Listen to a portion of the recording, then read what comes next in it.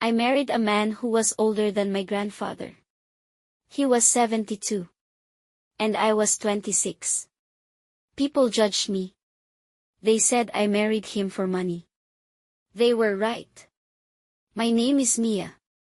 And this is the story of how I married for wealth, but lost something much bigger. His name was Edward. He was quiet, calm, and very rich. The first time I saw his house, I knew my life could change.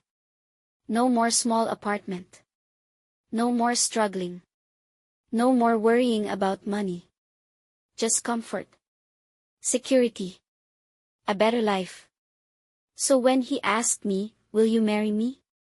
I didn't think about love. I thought about my future. And I said yes. The wedding was simple.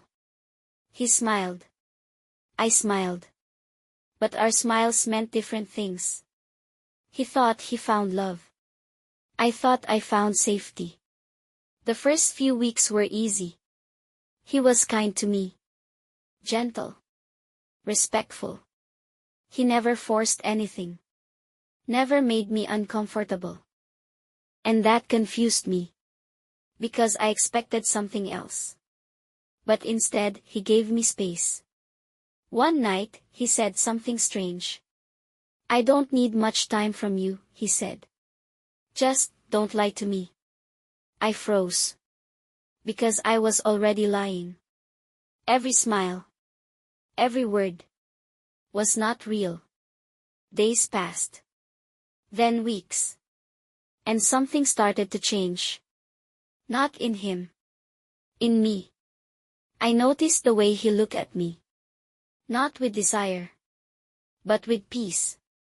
Like I made his life better just by being there.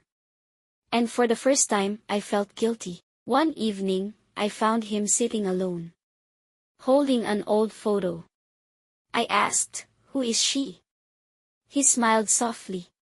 "My wife," he said. "She passed away years ago." I stayed quiet. "She was everything to me," he added. And then he looked at me.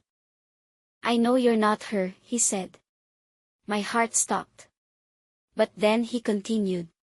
"But you gave me something I lost, someone to talk to." In that moment, I realized something. He knew. He knew I didn't marry him for love. But he never said it. Because he didn't want love. He wanted company. And I gave him that. But slowly, something inside me started changing. I began to care. Not about his money. About him. The way he waited for me at dinner. The way he asked about my day. The way he smiled, just because I was there. And that scared me.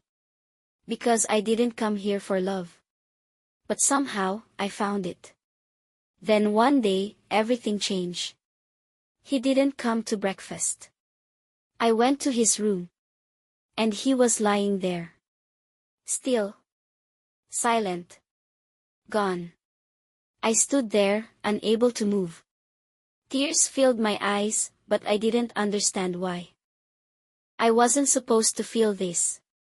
But I did. Days later, the lawyer called me. I thought about the money. The house. Everything.